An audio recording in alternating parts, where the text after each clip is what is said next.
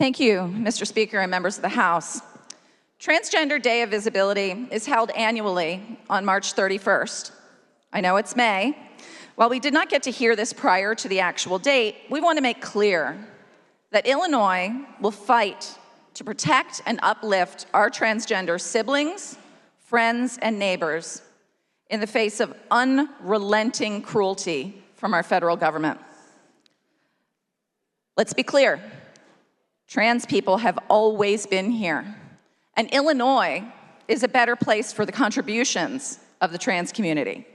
From Albert Cashier, who fought in Illinois' 95th Regiment in the Civil War battles of Atlanta, Vicksburg, and Natchez, to the many amazing public servants in offices in the Cook County Circuit Court, the Metropolitan Water Reclamation District, the Carbondale City Council, McHenry Township, Avon Township, the Decatur School Board, the Crete Public Library Board, and even the Minneapolis City Council, where former Chicagoan Andrea Jenkins became the first Black trans woman elected to office in the US.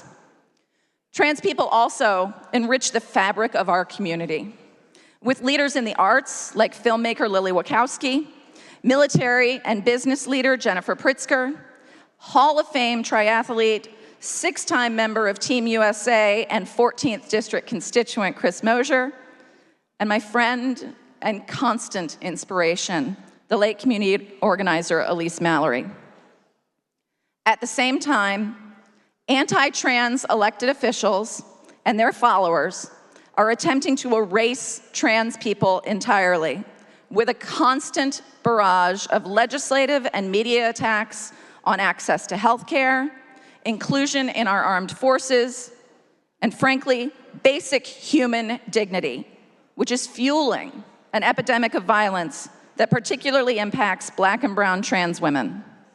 Most recently, the Federal Department of Health and Human Services issued so-called guidance on medical treatment for trans people, stemming from the President's executive order, that dictates that a form of so-called conversion therapy be the standard of care for trans people, contrary to every major, legitimate scientific organization and medical organization.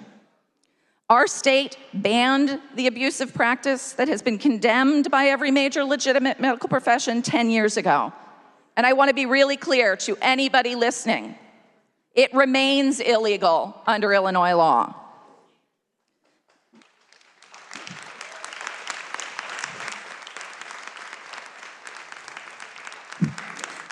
Illinois has always been a welcoming and inclusive state for our trans neighbors, and no amount of bluster and bullying is going to convince us to throw our trans community under this president's bus.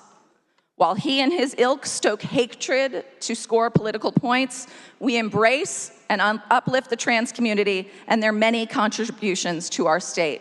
I ask for an aye vote.